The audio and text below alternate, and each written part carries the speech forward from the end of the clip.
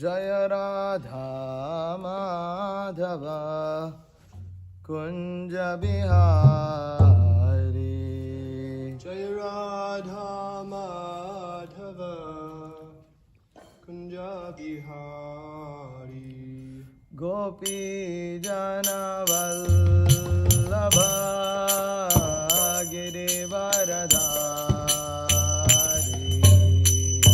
गोपी जन वल्लभ गिरिवरधारी। गोपी जन वल्लभ गिरिवरधारी।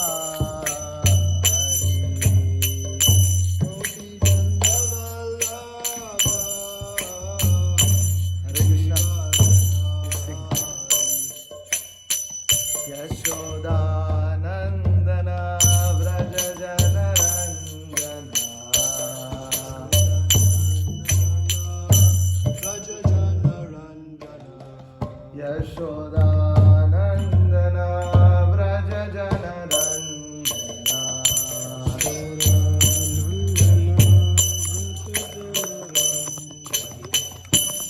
यमुना तीरा वनचारी।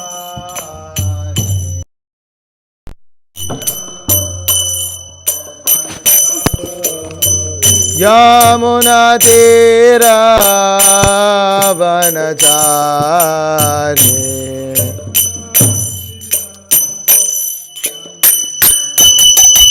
जय राधा माधव कुंज विहारी।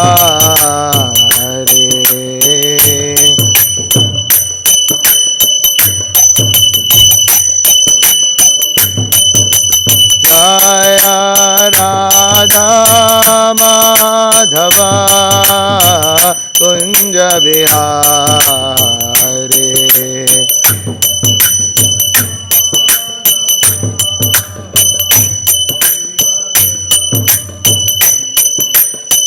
गोपी जन वल्लभ गिरिवरधारी।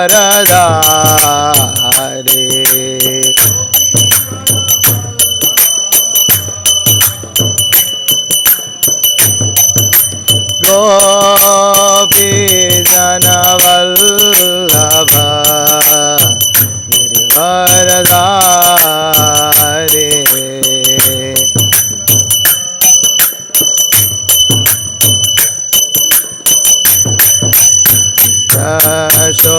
यशोदानंदन व्रज जनरंजना। यशोदानंदन व्रज जनरंजना। यमुना तीरा वनचारी। यमुना तीरा वनचारी। जय राधा माधव कुंज बिहारी।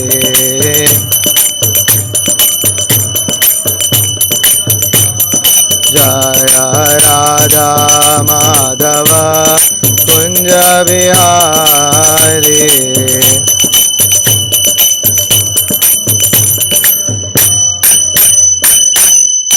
जय ओम विष्णुपाद परमहंस परिव्राजकाचार्य स्तोत्र सत श्री श्रीमद अभय चरणारविंद भक्ति वेदांत स्वामी श्रील प्रभुपाद की जय। जय ओम विष्णुपाद परमहंस परिव्राजकाचार्य अष्टोत्र सत श्री श्रीमद श्रील भक्ति सिद्धांत सरस्वती ठाकुर गोस्वामी प्रभुपाद की जय। अनंत कोटि वैष्णव वृंद की जय। नामाचार्य श्री हरिदास ठाकुर की जय। प्रेम से कहो श्री कृष्ण चैतन्य प्रभु नित्यानंद श्री अद्वैत गदाधर श्रीवासादि गौर भक्त वृंद की जय। श्री श्री राधा कृष्ण गोप गोपी गो श्याम कुंड राधा कुंड गिरि गोवर्धन की जय। वृंदावन धाम की जय। मथुरा धाम की जय। मायापुर धाम की जय। नवदीप धाम की जय। गंगा मई की जय। यमुना मई की जय। भक्ति देवी की जय। तुलसी महारानी की जय। समवेता भक्त वृंद की जय। Gaura Premanande Hari Hari Bol. All glories to the assembled devotees. Hare Krishna. All glories to the assembled devotees. Hare Krishna. All glories to the assembled devotees. Hare Krishna. All glories to Sri Guru and Sri Gauranga. All glories to Srila Prabhupada. Oh, okay. When are you ready? The book order just came, so it's gonna rain. Rain is really on and off today, so I'm gonna go put a tarp on it. There's practically nobody here. It's anyway covered. It's covered in plastic. Is it not? I asked Jordan that. He doesn't trust that. Mm-hmm. It'll just be quick. Who's here? Who am I giving a class to? Oh, Suresh went. Okay. I mean, who am I giving a class to? What's going on?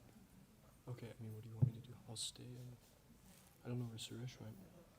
Ali. I don't know everybody. Anyway, I'll stay till some people come. Everybody leaves and I'm just speaking to the walls, you know. What's his name? Mitravan. You want me to go get everybody? I don't know. Avadhuta Chandra. I don't know. Did Darshan, I think what the hell's going on. Do you want me to go? And tell him there's nobody in Bhagavatam class. Can I go to Bhagavatam? Vishnu's last. Yeah. And he's like, oh, I have to use the restroom and this and that. Well, Vishnu has everybody needs to come. Okay. And then better you sit and then you go and call. Because otherwise nobody's here. Okay. Who am I giving a class to? We'll just play proper tape. Everybody can do whatever they want to do. Only I got non offering for the next 2 weeks, every single day. Okay. It's an order from me. He has a problem, you're talking. Om Namo Bhagavate Vasudevaya. Om Namo Bhagavate Vasudevaya. Om Namo Bhagavate Vasudevaya. Reading from Srimad Bhagavatam, Canto 3, Chapter 8, Text 16. Tasyam saha cha ambha ruha karnikayam avasthitah lokam apashyamanah parikraman vyomni vivrittanetrah chatvari lebhe anudisham mukhani tasyam chachambo ruhakarnikayam tasyam sachambo ruhakarnikayam avasthito lokamapashyamanah avasthito lokamapashyamanah parikraman vyomni vivrittanetrash parikraman vyomni vivrittanetrash chatvari lebhenu disham mukhani chatvari lebhenu disham mukhani tasyam sachambho ruhakarnikayam avasthito lokamapashyamanah parikraman vyomni vivrittanetrash chatvari lebhenu disham mukhani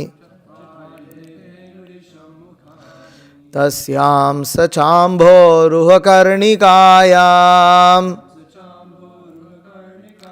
avasthito lokamapashyamanah parikraman vyomni vivrittanetrash chatvari lebhenu disham mukhani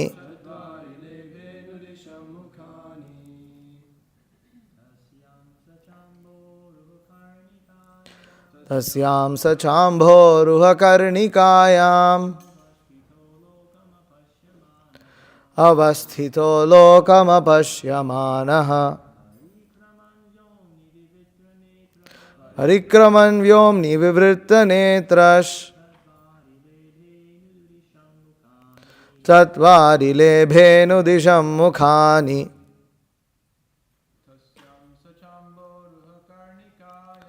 तस्यां सचाम्भोरुहकर्णिकायाम् अवस्थितो लोकमपश्यमानः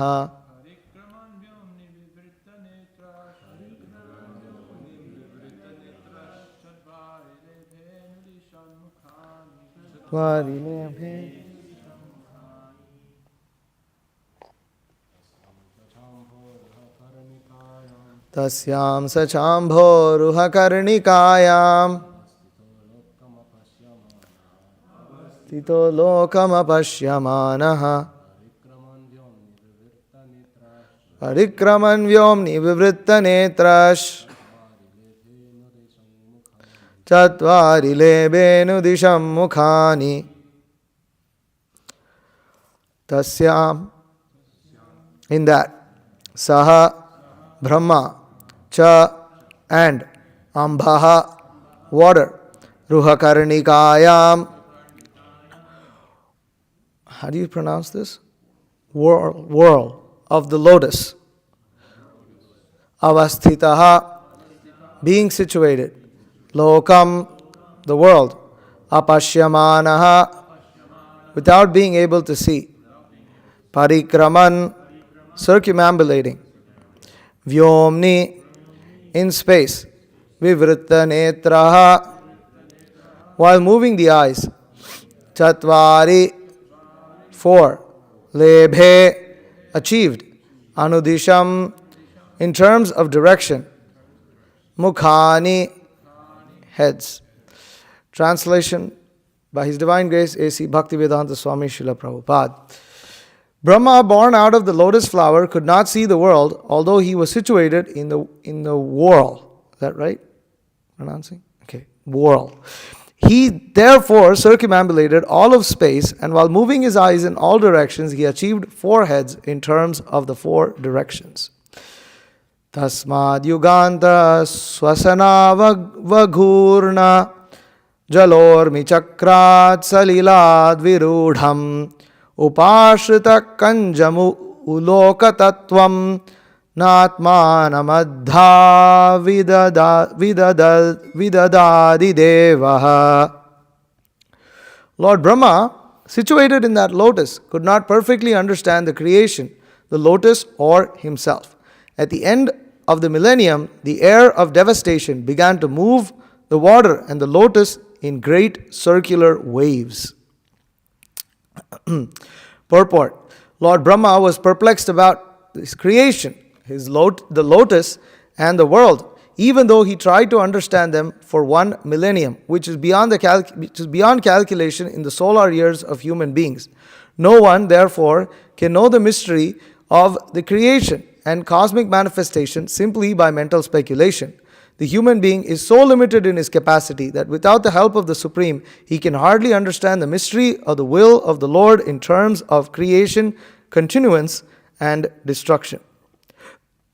Om Jnanatimirandhasya Jnananjana Shalakaya Chakshurunmilitam Yena Tasmai Shri Gurave Namaha Shri Chaitanya Manobhishtam Sthapitam Yena Bhutale Swayam Rupa Kadamahyam Dadati Supadantikam Vandeham Shri Guru Shri Yutav Padakamalam Shri Gurun Vaishnavamscha Shri Rupam Sagarjatam Sahagana Raghunathan Vitam Tam Sajivam Sadvaitam Savadhutam Parijana Sahitam Krishna Chaitanya Devam Shri Radha Krishna Padan Sahagana Lalita Shri Vishakhan Vitamscha.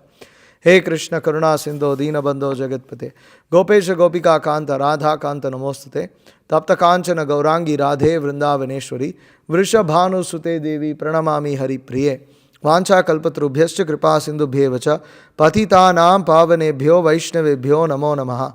Jaya Shri Krishna Chaitanya Prabhu Nityananda Shri Advaita Gadadhara Shri Vasadi Gaura Bhakta Vrinda. Hare Krishna Krishna Krishna Hare Hare Hare Rama Rama Rama Hare Hare. Tasyam sachambo ruhakarnikayam avasthito lokam apashyamanaha parikraman vyomni vivritta netrash chatvari lebhenu disham mukhani. Brahma, born out of the lotus flower, could not see the world, although he was situated in the world. He therefore circumambulated all of space, while moving his eyes in all directions, he achieved 4 heads in terms of the 4 directions. When I first read this, I always found this to be kind of amazing, or also amusing in one sense. That how bewildered must Brahma feel that, he comes out, he has only 1 head, and then he kind of looks in his different directions and 3 more heads pop out. I was like, that's kind of like, wow, where did that come from? So our position in this world is, so many things are just completely out of our control. We don't even know why it's happening, how it's happening. Especially when we, like for instance, sometimes you're speaking or you want to pronounce something, you've heard how it has to be pronounced, but you can't repeat it. Your tongue just rolls over like this. I'm still struggling with this whirl. I don't think I'm saying it right, but anyways. So, and many times, or you're speaking or something and, suddenly, you burp or you get hiccups. Hiccups is a good example. And these things come, you don't know why they come, and then when they come, there's a way to kind of suppress them, but it just shows how much out of control we are. So many things. And we don't know exactly how these things are happening. We don't exactly know what exactly is going on even within our own body. But of course, getting 3 extra heads is something quite amazing. So that's how bewildered Brahma is. He can't see anything. It's complete darkness. Now, it's not that Brahma doesn't have any idea. He has some understanding. And this is where this is how the material nature is so bewildering. It's not that you have no understanding at all. You get some kind of idea. So Brahma has an idea that he's on some lotus, that there is a flower and that there's a stem, and that, this must come out of water. Or at least here it says that, the next verse, it says that he could not perfectly understand the creation, the lotus or himself, and the air of devastation began to move the water and the lotus in great circular waves. So he sees, okay, there's a lotus, there's water, and there's some air moving things around.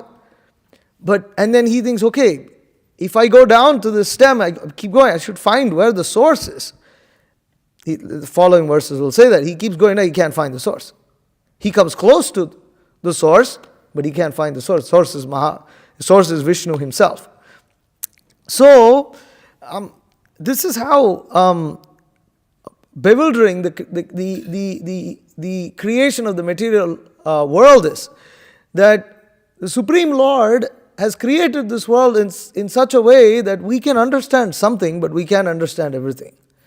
And that understanding of something actually, in one sense, bewilders us more than not understanding anything at all. Because it gives us the sense that we can try to, with some material endeavor, we can actually try to understand things. But with our material endeavor, we can't understand things. We can't understand through our mental speculation. It's not possible. But the conditioning of the human being is that, especially if someone is a little intelligent, is to try to analyze things a lot. And we analyze, I try to understand, I want to understand, I'm trying to grasp my understanding, but we can't understand. We can't understand people, we can't understand the nature of this material world, that's really frustrating. Because we're trying to understand things, but we can't understand them. Like trying to understand personalities or natures. There's always some surprise in relationships. Sometimes there's more than surprises in relationships, in these certain aspects of people that you just can't understand. Or certain aspects of nature that you can't understand. You expect the seasons to work in a certain way, they don't work in that way.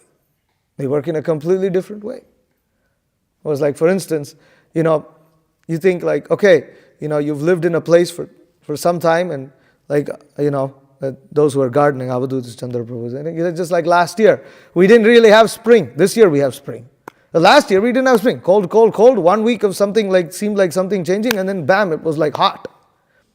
So you think, okay, I've lived in Atlanta for so many years. Okay, this is how the seasons work. But then there's always something that you can't figure out. And it causes so much, it causes frustration, and it causes perplexity,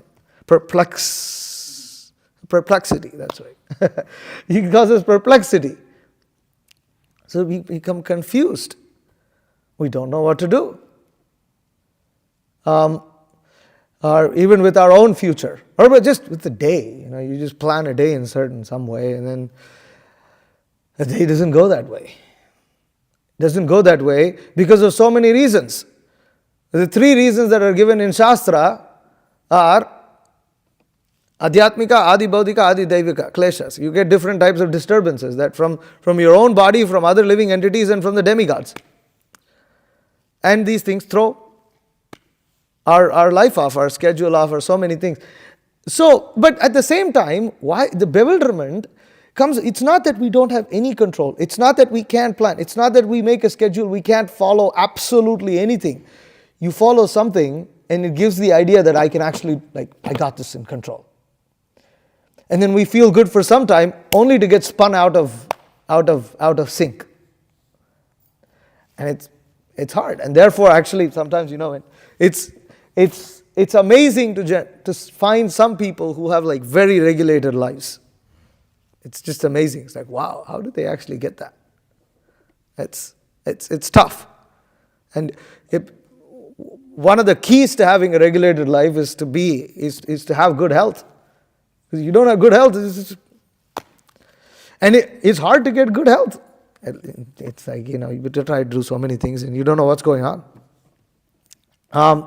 So there's so many perplexities, and a man in perplexities. We read this in Athens the other day, but it's a good thing to read. Is Bhagavad Gita chapter 2, text 7. Arjuna is confused about his duty.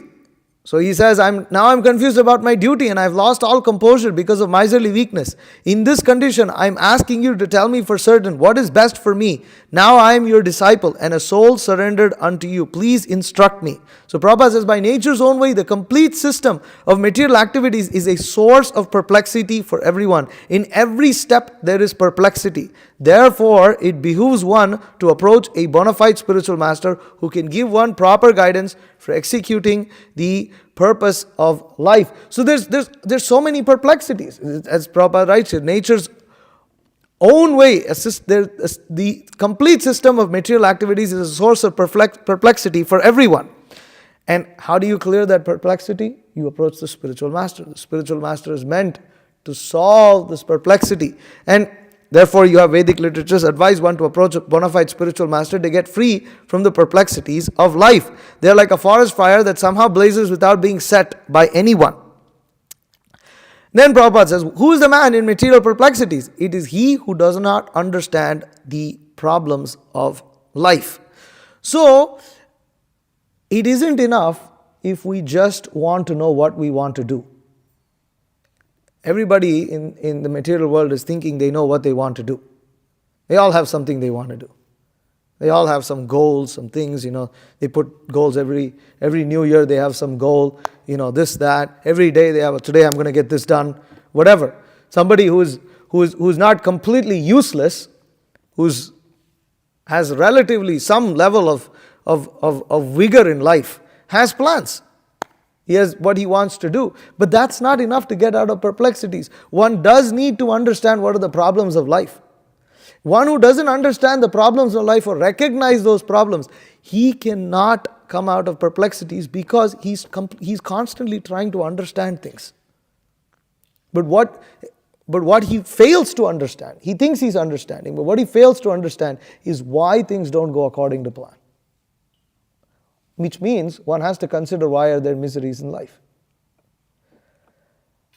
And that is the only way in which we will come to the point, okay, so what is the purpose of all of this? What is the purpose of having a system that's so perfectly imperfect? then one can surrender. Otherwise, one will not surrender, because one is constantly trying to make that which is imperfect for perfect. One is constantly trying to make material relationships perfect.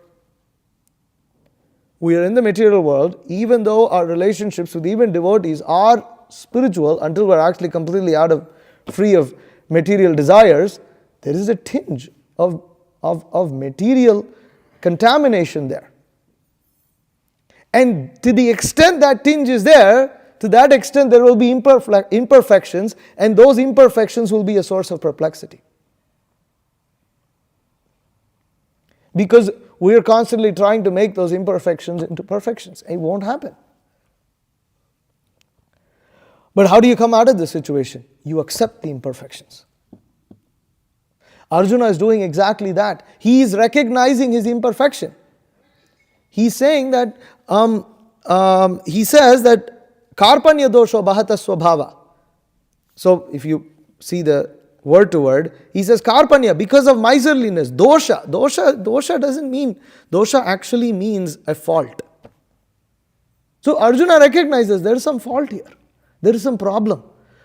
Before this, he was just going over a lot of, mental he was doing a lot of mental speculation and thinking, okay, this, maybe that, maybe this is the solution.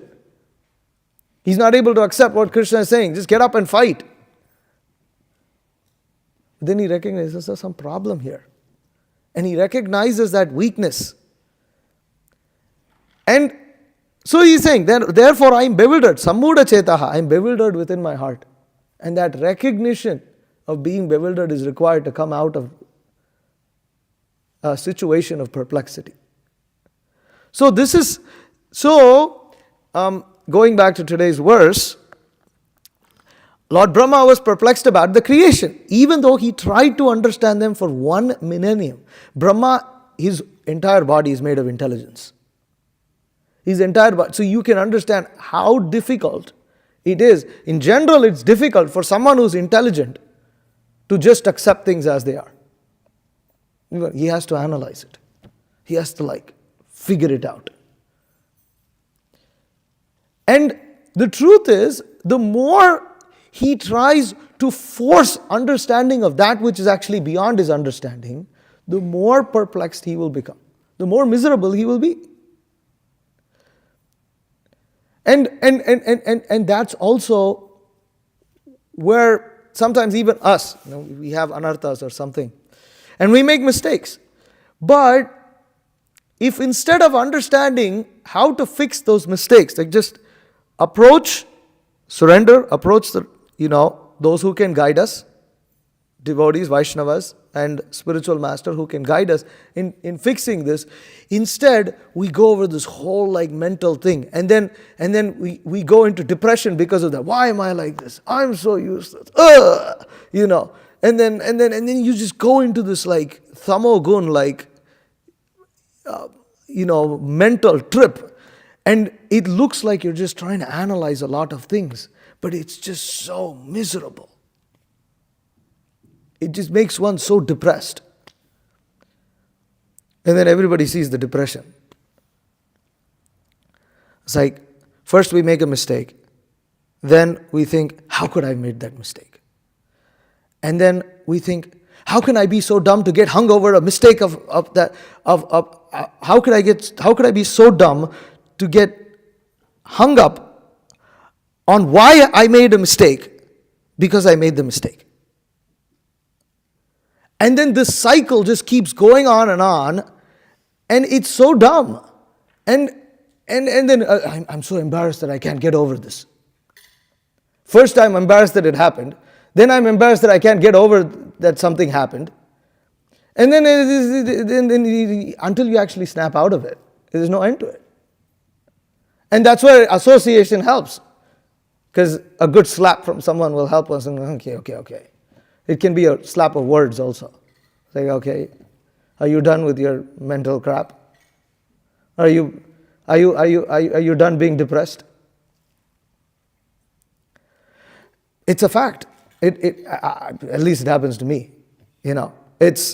It's just like, and sometimes, and that's why, actually, Guru Maharaj also says this. He says like, in Kirtan, he doesn't like to think about anything else. Just chant, dance. Forget about all the damn problems that are there in life. Forget about all the damn problems that are there with yourself or with other devotees or with the circumstance or whatever. Just get into Kirtan. Just chant the holy name. It's not that easy, actually. Is it easy for us to stop is it easy for us to stop this mind from racing in the name of being analyzing and intelligent? It's not that easy. All Kirtan, how long do we do Kirtan? Can we just think about the song and the meaning and just, what do they call it? Be in the moment? That's the real being in the moment. It's not that easy. And actually, if we do that, we actually find our worries go away. But if we try to analyze, how is it that if I just forget about everything in the Kirtan, everything's going to get solved? It's like, well, it does, because Krishna is the Supreme Personality of Godhead. And how does it work? Well, it works by His will. That's it. And that's the thing, is that the human being is so limited in his capacity that without the help of the Supreme, he can hardly understand the mystery of the will of the Lord in terms of creation, continuance, and destruction. It's hard. And one who is actually Krishna conscious is able to, and that's how a devotee is actually carefree. And he becomes fearless, because he's taken shelter of one who awards that fearlessness. Abhaya Charana Aravinda. So, and the way to do that is to surrender to the spiritual master and to the society of Vaishnavas, because Vaishnavas are very merciful. Devotees are very merciful, and the spiritual master is merciful and can help us come out of this. Okay, going to Canto 1, Chapter 15, Text 19. Okay.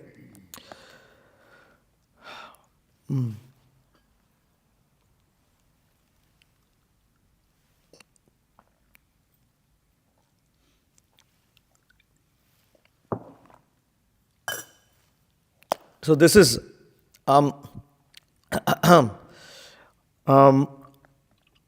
Arjuna speaking about Krishna. Anyways, the verse itself is not what I took the wrong verse. Yeah. Okay, text 20. So this is Arjuna lamenting to Yudhishthir Maharaj, and in the purport, did I note the whole thing wrong? Oh my Krishna. Something's wrong. Something went terribly wrong.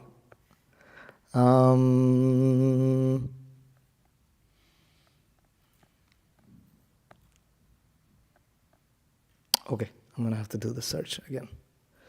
This is a good point that Srila Prabhupada makes. Let's go here, query template, string search.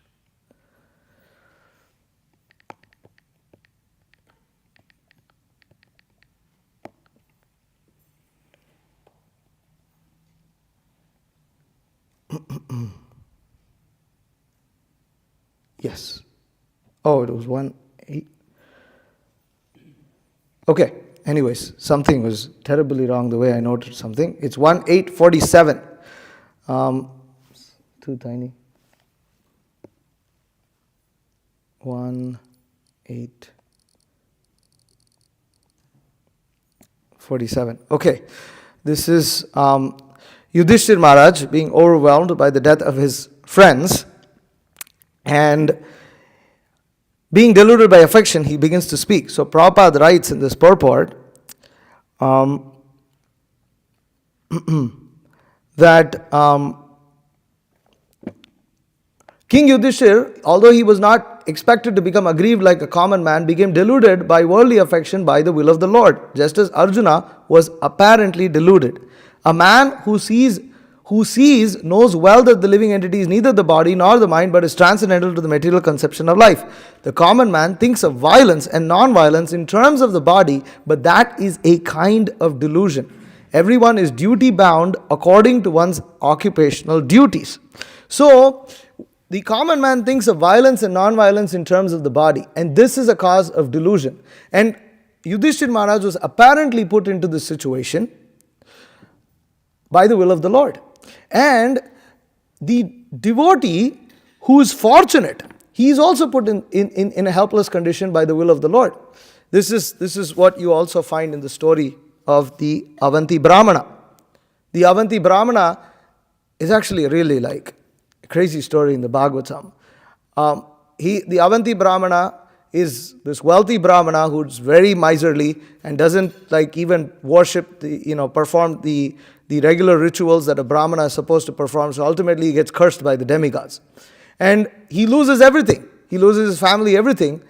And at that point, he's overcome with a great sense of renunciation. He takes sannyas. He's not trying to harm anybody. But people are coming and spitting at him, passing urine on his food. That's like really bad. I was like, when you read that, he begged food. He's sitting down under a tree. And people come, they pass urine and they spit on his head. And in that position, he doesn't get upset with them. It's like mind-boggling to think that this is the kind of story that's given in the Bhagavatam. And these stories are not given for us to say, amazing, Avanti Brahmana ki jai. But that there is actually a lesson there that in this case, what these people are doing to the Avanti Brahmana is very, very wrong. It's extremely sinful. The Avanti Brahmana has every reason to feel offended, to feel upset, to get angry. And you can say, it's human nature. What do you expect? Obviously, he's going to get upset. But the thing is, he doesn't get upset. He doesn't get upset because he thinks that he's put in this helpless situation by the will of the Lord. And in the story of the Avanti Brahmana, what you learn is that one who is a recipient of the mercy of the Supreme Lord actually is put in a helpless condition by the Lord in order to overcome his own anarthas. And that's a really difficult pill. And Prabhupada, he says in another place, Prabhupada says that actually one who is less fortunate gets born in a devotee family. He gets born again as a devotee family. He's actually less fortunate. One who's more fortunate is put in a helpless condition in this very life so that he learns his lesson. Why is the person who's born in a devotee family considered less fortunate? Because it's quite likely that they may forget their good position and forget Krishna also. So, to be put in a helpless condition, to become perplexed, is actually the mercy of the Supreme Lord, because in that situation of being perplexed, one can ponder over what one needs to do and surrender to Guru, Sadhu and Shastra. And in this way, he can actually achieve Krishna. Because if he is not perplexed, he forgets Krishna. Everything is going well, then he forgets Krishna. When he is perplexed, he thinks, okay, I'm not in control. I'm really not in control.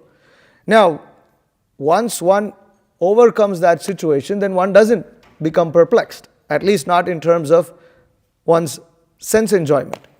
One's not perplexed like that. Pure devotees are not perplexed. They just execute Krishna consciousness. And they're happy.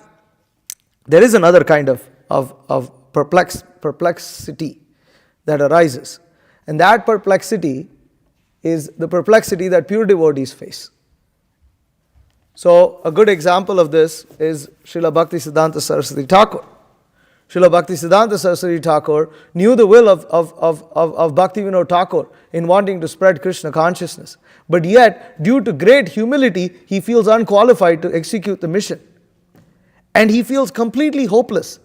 And he takes, is that Urja Vrata? Is that what it was called? This tapasya that he took of eating with his hands tied, and he cooked rice and and he would just eat whatever he could grab with his mouth. And then he would hold an umbrella because he just had a thatched hut and it would rain and it would leak. And he would just hold an umbrella and chant the holy names. And he was chanting like Haridas Thakur. He was chanting so many rounds every single day. He was also perplexed. But that kind of perplexity is a great thing. It shows this. It's another sign of his glory. And in that situation, when it was just apparent, it's not that Bhaktisiddhanta Saraswati Thakur was actually bewildered, but he was apparently, because he actually felt incapable due to humility. But then how did he solve that? Praise to the Supreme Lord, undertakes great penance, undertakes great tapasya. So this is another way in which devotees, and that's what Brahma is also going to do. Devotees of the Lord, when they are perplexed in how to execute the duty, they undertake tapasya. Now, when karmis become bewildered, what do? Intoxication. They go and drink, they try to drink away their worries. Or they try to go and have a vacation, whatever. They try to enjoy their senses. But when a devotee is apparently perplexed, he takes shelter of the Supreme Lord. But how does he take shelter of the Supreme Lord? He engages in austerity. And what is that austerity? That austerity, at least the beginning of that austerity, is Vacho Vega Manasa Krodha, all these controlling the 6 urges. That's austerity.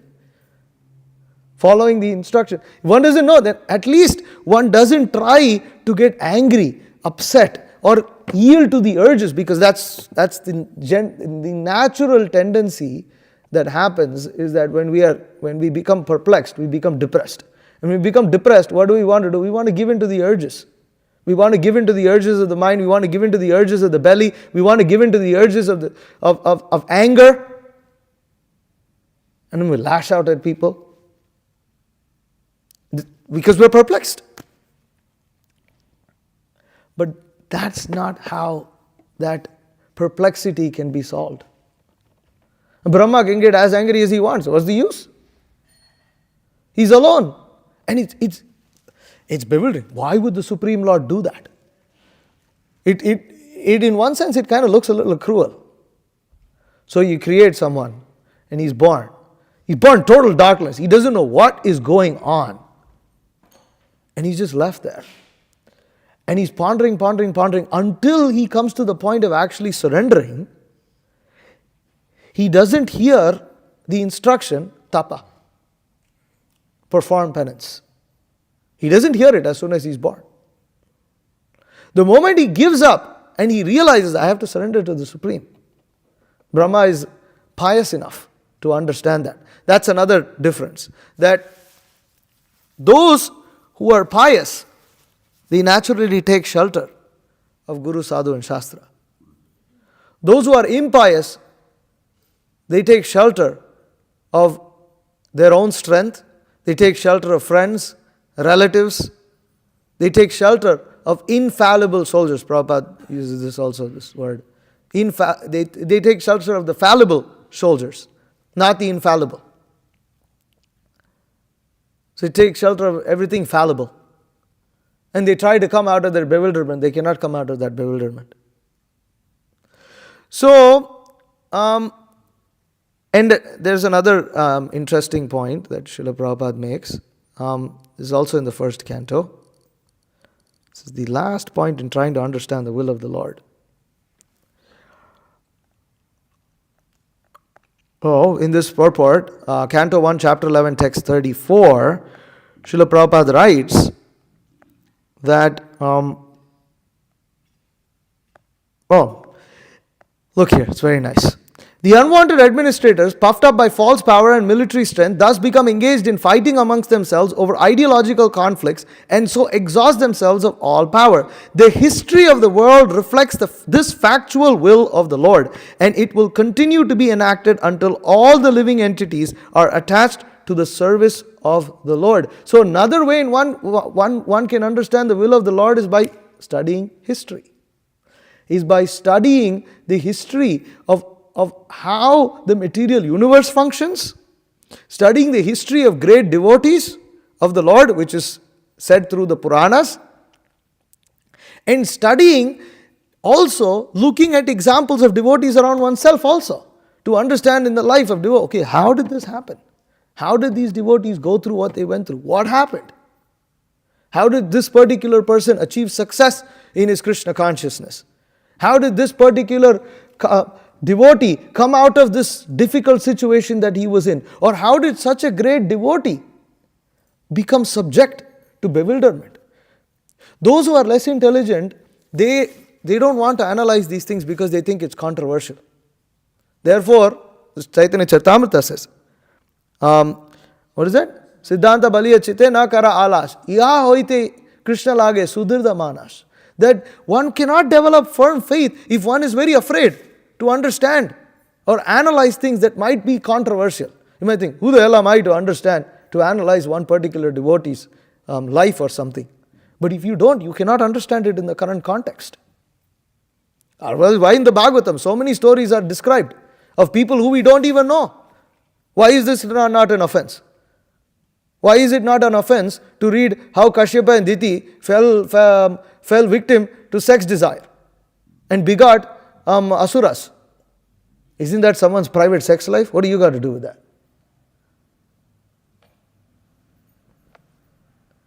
But if one understands these things, not like Gramya Katha, not like trying to understand how this happened to that person, that happened to this person. Do you know this happened to this person? Like this. Not like that, but trying to understand how the will of the Lord works. Therefore, you have those 4 pramanas. You have Guru, Sadhu and Shastra, but you also have Aitihya. You also have tradition. So to understand how tradition works, then we can understand how to come out of perplexity and how to recognize the will of the Lord. So the will of the Lord is understood through Guru. One has to surrender to the spiritual master, then one knows the will of the Lord, and then one can follow that. One also can learn the will of the Lord through sadhus, through other Vaishnavas, or through the predecessor acharyas and their lives and their teachings. So sadhu. And Shastra, one can understand the will of the Lord from scripture, from Bhagavad Gita, Bhagavatam, etc. And then one can also understand the will of the Lord by reflecting on tradition and history. Now, the history is only secondary compared to the other 3. The other 3 are primary. And among the other 3, the supreme is Shastra. So everything is ultimately based on Shastra. You understand history leading, I want to understand how the will of the Lord works, so I'm reading New York Times every day. No, you're not going to understand the will of the Lord like that. You'll get bewildered, that's all. So that's not how it works. One has to be able to see everything in light of Shastra. Then the instructions of the spiritual master. Then the sadhus, the other acharyas' instructions or other senior Vaishnavas, like this. Then tradition. Otherwise if one equals everything, topsy-turvy everything. Even Guru's instructions are understood in line with Shastra. And the sadhus, one shouldn't associate, even though there may be sadhus, for instance, you have sadhus in other sampradayas. But you only accept their instructions as long as it's in line with your spiritual master's instructions and Shastras that we accept as pramana. Otherwise, you get spun off. They may be sadhus, they are Vaishnavas, but you will get spun off, you will become displeasing to your Guru. Same thing with tradition. It has to be understood. Tradition has to be understood in line with how our predecessor acharyas acted, how our Guru is acting, and what Shastra says. So this is how it has to be understood. And so, anyways, and in this way we can actually come out of perplexities and we can understand the will of the Lord. Otherwise you can't understand. And this requires tapasya. That's why Brahma also couldn't understand it without tapasya. And we will not be able to come out of bewilderment if we do not also engage in some tapasya. And for us, Chaitanya Mahaprabhu is merciful. Rupa Goswami has mentioned, Vacho Vegam, Manasa Krodha Vegam. We follow these things. We don't have to engage in tapasya like Brahma for 100 years. We don't have to even do what great acharyas like Bhakti Siddhanta Saraswati Thakur did or what our Srila Prabhupada did. Their levels of austerity also we cannot imagine. Just to live like Srila Prabhupada simply in Vrindavan, just to live simply in Vrindavan. I cannot imagine living simply in Vrindavan. I'll go crazy. Too much in the mode of passion. Just go live peacefully in the Dham. There's prasad everywhere. Prasad you can get very easily in the Dham. What's the problem? Can we live? I cannot. My mind is too complex. So, but the minimum we need to do is control our urges to the extent that we are able to reflect on these things. And then we will come out of bewilderment. Otherwise, you will never come. You just get frustrated, that's all. And as you can see, Brahma was frustrated for 1 millennium. He was frustrated. And Krishna didn't do anything. Get frustrated. We are nothing. Who are we? We are insignificant, tiny living entities in this world. And we're supposed to think that, I'm getting angry. Somebody's got to take notice of this. I'm upset. I'm not being cared for. I'm not being respected. I'm not being whatever. Brahma, without him the whole creation won't happen. He's the most respected being in the creation, and even he gets upset. Krishna didn't give a fig about it.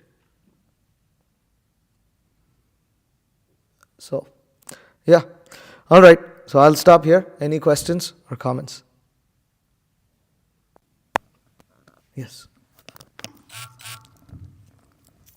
We have a question about understanding Guru, Sadhu, and Shastra, and then this Aitiya, the tradition.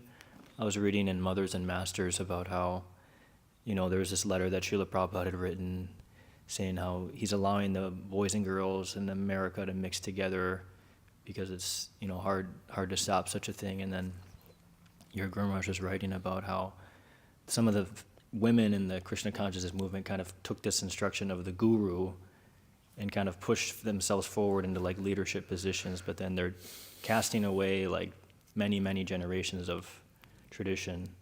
So you could take an instruction of Guru, which seems to be higher, but if you are neglecting that idea, like you're saying, it's how does that even make sense of, generations and generations of things being a certain way, but it's interesting. Yeah, it's interesting because, there is, one can say that, one's guru's instruction is there. And then, scripture says, but the thing is, scripture recommends us to avoid association with the opposite sex, intermingling and things like this. Scripture also, and here's the thing, they can't really make that argument so well because there are so many arguments that Srila Prabhupada himself makes against this. There are memories and there are statements, direct statements.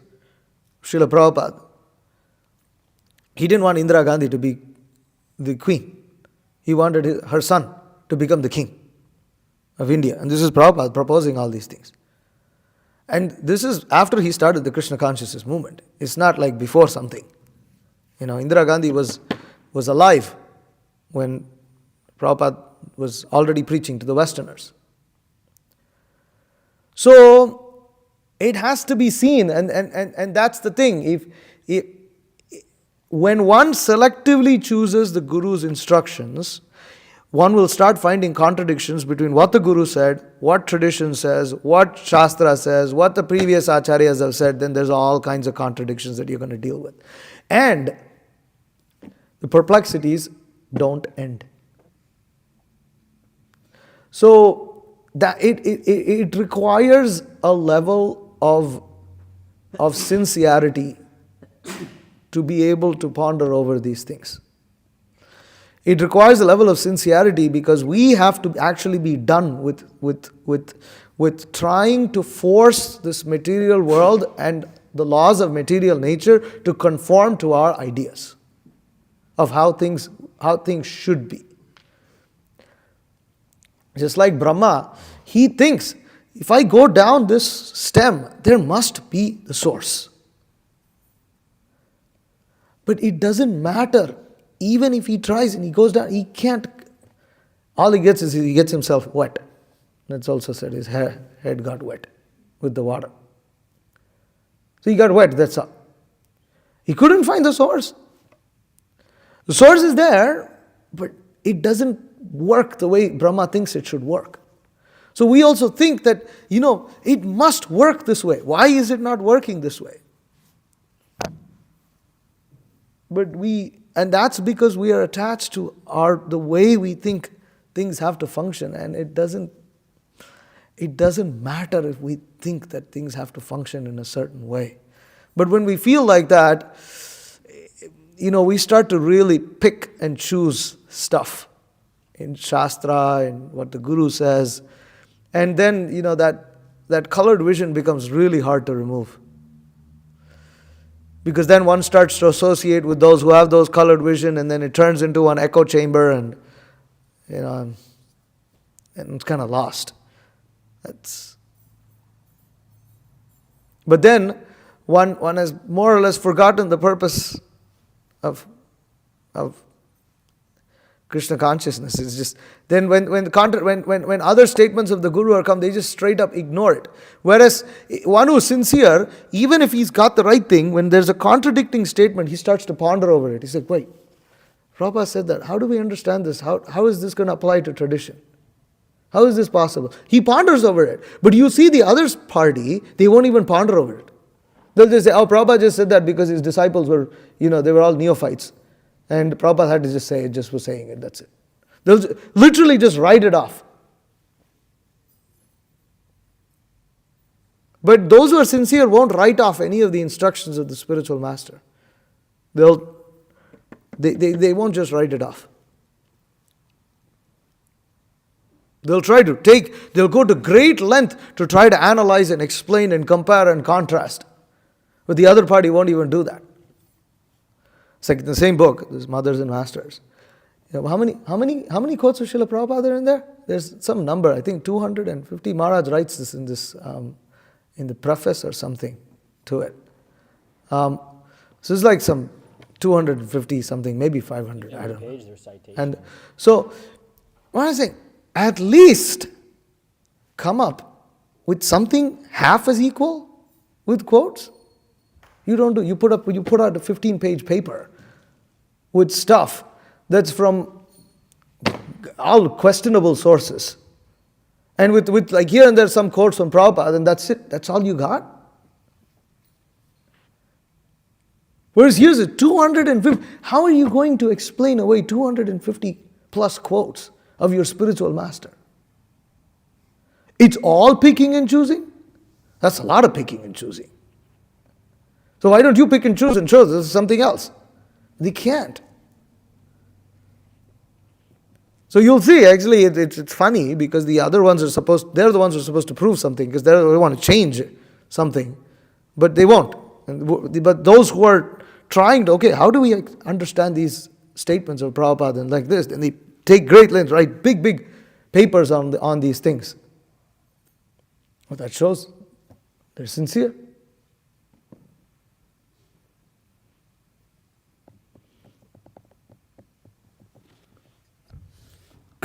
Just in discussion of Guru Sadhu and Shastra, and it's interesting how Bhaktisiddhanta Saraswati Thakur also approaches this, because he's criticized the whole line of Gaudiya Vaishnava Sampradaya is criticized because it's not a Diksha line.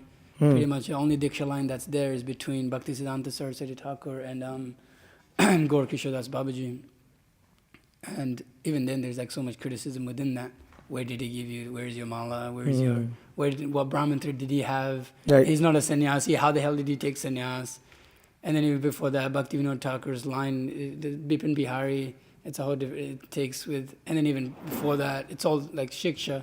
But then Bhaktisiddhanta Saraswati Thakur gives a whole proper definition of Diksha, quoting Shastra. And then later he also says this, which is like super you can imagine how that would have been super controversial also. It says that Srila Bhaktivinoda Thakur is Kamala Manjari, a personal associate of Radharani. He directed me to establish Daiva Varnashram. I must obey his order, and Acharya is not on the Shastra. He can make Shastra. And then Guru Maharaj obviously gives a proper understanding of that in this reference here. If I can bring that up. Here. An Acharya is one who, so basic definition of an Acharya. An Acharya is one who understands the conclusion of revealed scriptures and whose behavior reflects his deep realization. He is a living example, for he teaches the meaning of the scripture by words and deed. Nevertheless, a fully liberated Acharya is not constricted by rules of scripture meant for regulating and uplifting those who have not realized the essence of Shastra. Shastra is given by God, and the duty of an Acharya is to follow and transmit the message therefore. Yet in one sense, self-realized persons are more important than Shastra because they explain and fulfill its purpose by making its meaning and understandable to eligible people. The statement, an Acharya can make Shastra, means that a fully God-realized emissary can introduce practical adjustments that may not be clearly mentioned in but serve the purpose of Shastra. As Srila Bhaktivinoda Thakur wrote in his commentary in his own Tattva Sutra, devotees of the Supreme Lord are not controlled by scriptures because their activities are harmonious with divine vision. Therefore, when realized devotees ordain any new arrangement, it should be accepted as a religious code even if not found in scriptural directions of previous sages. So it's sometimes, I mean, it can be hard to understand also sometimes, like these things.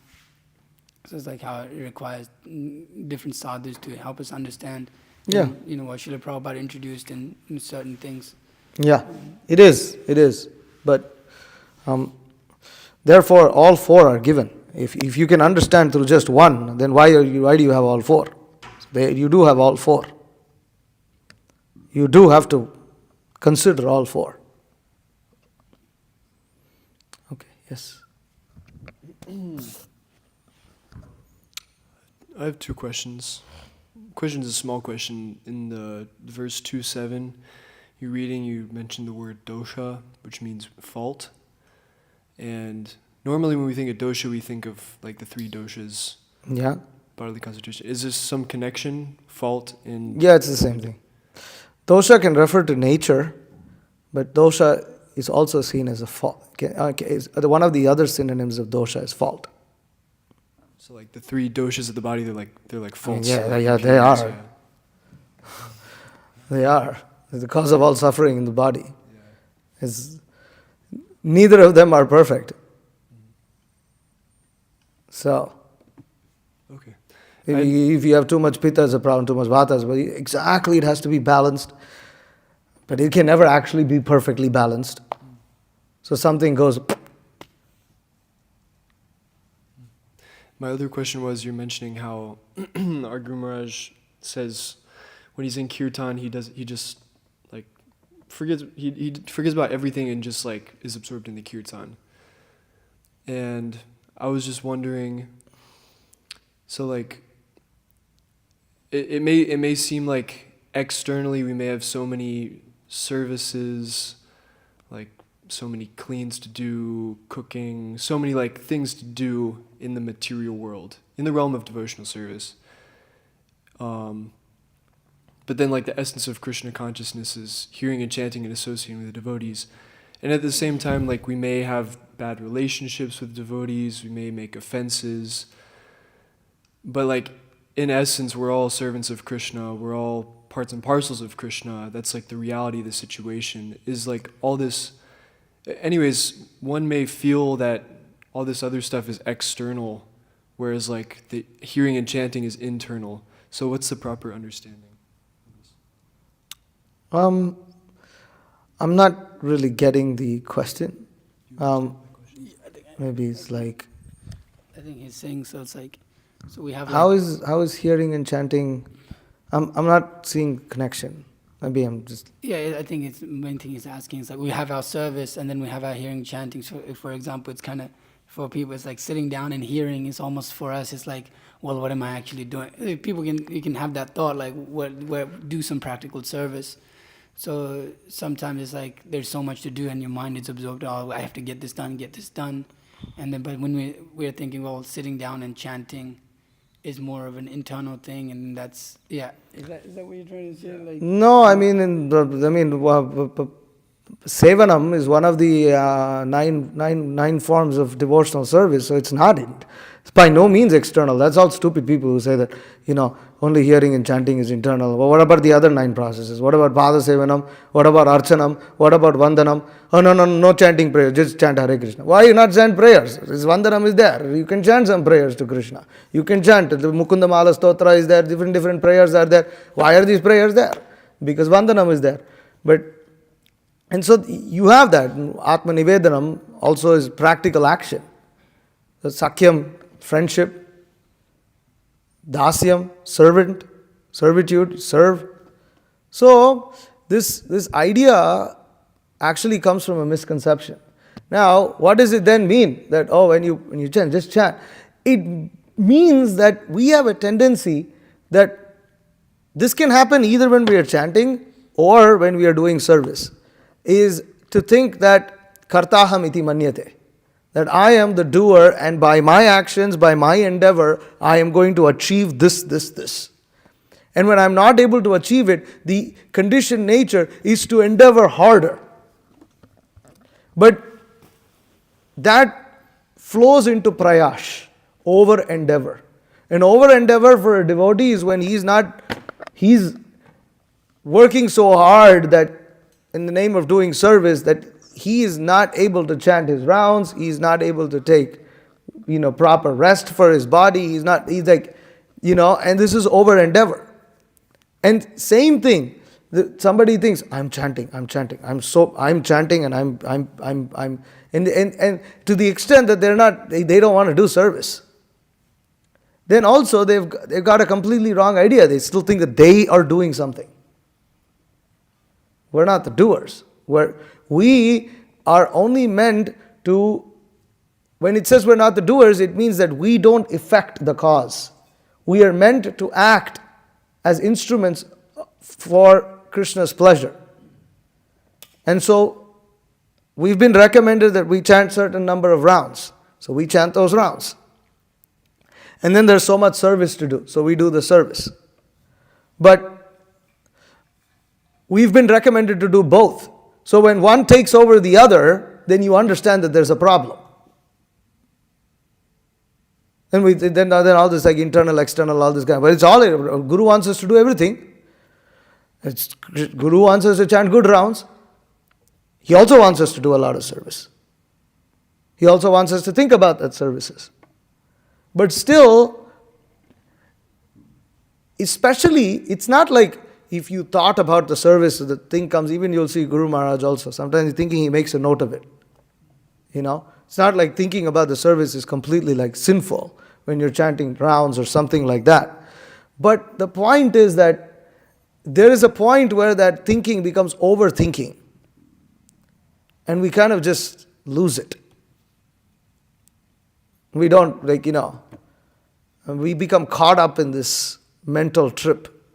That's what we should avoid. That can happen when we're doing service also. You're doing the whole mental trip. And that's why services like book distribution are so good, because you can't. You're there, you won't get anything done on books if you're like that. And so there's a level of surrender. Same, it's more intense. Service like book distribution really has to really snaps you out of a mental state. Yeah. Misconception also may come because that's the emphasis is hearing and chanting is like the center of all those things. Like hearing and chanting, Yeah, of course. and so people may Of the 9 processes, hearing and chanting is the most important, and therefore it has to be given the importance that it has to be given. But so people may think, well, that's where that separatist idea may come I see, from, yeah, is sure. That, that's the important thing, and everything else is just to make sure that you're engaged. It's like people would say, just engage because you're not yourself. able to hear and chant. Yeah. That is true, actually. It is. That is true. But it has to be seen as an But extension of the whole. but devotees like the Goswamis, they could just hear and chant all day, but they still had service that Chaitanya Mahaprabhu gave them And they were doing that also. They established temples and this and that. So they also have service, and that the central point is hearing and chanting. There's no doubt. And yes, in one sense, if one doesn't have anything else to do, then if one particularly, for instance, and there are certain circumstances like this, like sometimes, at least in India, I've had this experience. You're traveling on a train, or you're flying long distance flights. What do you have to do? You don't have anything to do. You want to do service, you can't do anything. At that time, you should just hear and chant. Read, chant. We should be able to do that. Now, okay, we can't do that day in and day out. So obviously hearing and chanting is great because you could do it any place, anytime. But and one should develop central taste for those central things. But still, it's not that the other processes are external. That's the main thing. You see that in Bhaktisiddhanta Saraswati Thakur's logo. Yeah. Gaudiya Sri Nam. Yeah. Everything is the extension of the holy name, the service, that everything is centered around that, and it's not different. It's not different from that. Actually. Yeah. Serving the lotus feet of the Lord is not different from chanting the holy name. That's why Bhaktisiddhanta Saraswati Thakur, when he was argued whether his disciples were chanting 64 rounds, he said, yes, they are. They're doing service. He considered that as chanting.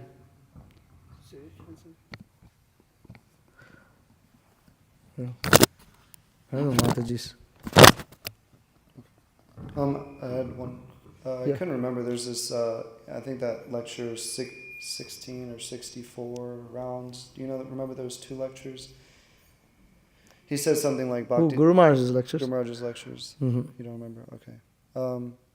He says something about how Bhaktisiddhanta instructed some of his, or he said that some of his disciples' service equated a certain amount of rounds, like something like that. Well, he considered that they were chanting 64 because they were fully engaged. That's right. Yeah. Yeah.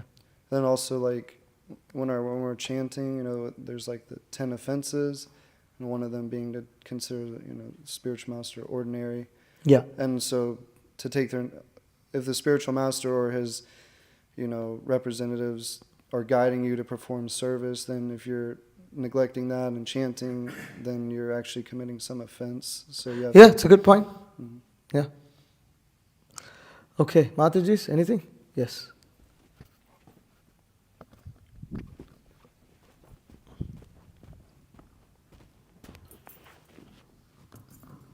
Prabhu, you're making this point about how when devotees are perplexed, we should take shelter of austerities, and you were mentioning the Vacho Vegam verse is one of those. But I'm just wondering if there's other austerities that we should take shelter of, because it seems like that's something that could get extended to in broad ways. I mean, that depends on one's personal level of advancement. There is some room for these things, but they can only be done to the extent that they don't affect one's services and they don't affect one's health. They don't affect specifically one's ability to perform service and chant rounds and things like that. Sometimes I've seen devotees go on extended fasts for some reasons that they have. But then it turns out to have a viparita phala. It affects their health too much or something like that. The best way austerities are done one, under the guidance of other devotees, because one can ask, okay, is there some prayer I can chant? Is there some? So generally, a good austerity is to chant some prayers every day, praying for a particular thing. We have our Vaishnava Acharya songs. We have different prayers that one can chant. And by chanting those regularly, one can overcome and pray to the Supreme Lord for the mercy of the Lord. And that's one type of austerity. It's a type of tapasya that one is taking. Generally, austerities that torture the physical body are not very recommended, because you can easily go overboard with that. And there is some room for it. There's some room for it, but it should be done. It should be done without attachment. If one is attached to the sake of fasting for the sake of fasting and body is actually collapsing and he's not able to do service, he's not able to think of Krishna. Like I've seen, some devotee, at least one particular devotee was trying to do Nirjala Ekadasi and he's just sleeping the whole day. And it's like, what's the point? You're just sleeping the whole day in the name of some austerity. That's not very beneficial. So austerity can be done, and but there are different kinds of austerities. So even in those, you have Vacho Vegam, Manasa Krodha Vegam. So there's different types of austerities, right? So imagine austerity of anger. It's like, you take a vow, I'm not going to get angry for a week. Try it. It's an austerity. You're not fasting for this. It's tough. Take an austerity that today, at least for 3 days, I'm going to chant every single round attentively. That's a big austerity. Really difficult one. Or another austerity is I'll chant this prayer every day, And then, if you take all those 6 ones, you can find the different kinds of austerities that one can follow. So that, yes, it's 9 o'clock, yeah. At least in times of difficulties, like sometimes at least I have a difficult time with, like if you're performing austerities, it kind of seems like we're trying to like alleviate the situation. And so like what's that proper understanding? Well, sometimes we do want a situation to be alleviated. But at least if we can try to alleviate a particular situation. If it can be alleviated, great. But sometimes some situation doesn't get alleviated, and that's Krishna's will, and then one has to surrender to it.